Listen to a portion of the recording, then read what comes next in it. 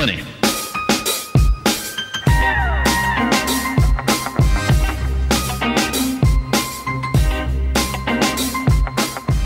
Today I thought I'd talk about credit card and credit card complaints. What do you do with those? The Consumer Financial Protection Bureau has opened a one-stop complaint center for all credit card related issues.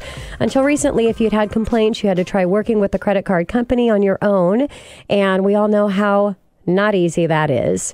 The Consumer Financial Protection Bureau's sole purpose is to protect the rights of you, the consumer.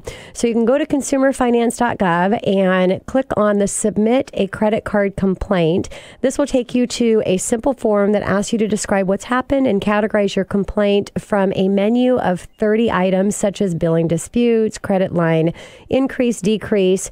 You also can ask how much money you lost, if any, when an incident occurred and what you have already done to resolve the problem. Now, next, you'll be asked to describe your problem and provide the content information. You can expect written confirmation from the CFPB, which will forward your complaint to the credit card company. Once you've registered your complaint, you can check on the status online. If your credit card and company doesn't respond in a timely manner and resolve the complaint, and the CFPB receives a number of similar complaints, they will likely launch an investigation. This puts some accountability in the credit card companies, which is really nice that they've got that now. There are things that the credit card company do not want you to know. They're waiting for you to have late payments. I know it's not very nice, but that's what they're doing. Despite new credit card rules, there are still many factors that can cause a credit card issue to raise your interest rate. Among them is when a lender reviews your credit history and decides to change the terms of your credit card after it's informed that you've missed a payment with another credit card company. Now, the Credit Card Accountability, Responsibility, and Dispute Act does offer consumers some protection. Should your credit card company change the terms of your credit card, in most cases, they can only do this if your the purchases go forward, not on the balances that you already have. Now, prior to the reforms, most of the credit card companies would review risk on an average every 90 days.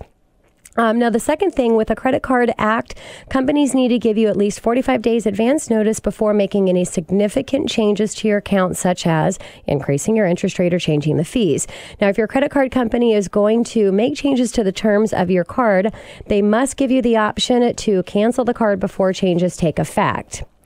Now, you now have the right to reject any new items. If you reject the charges, the credit card company can either maintain the account, the existing terms for your previous balance, or close the account. Either way, you're responsible for paying off the balances under the original terms.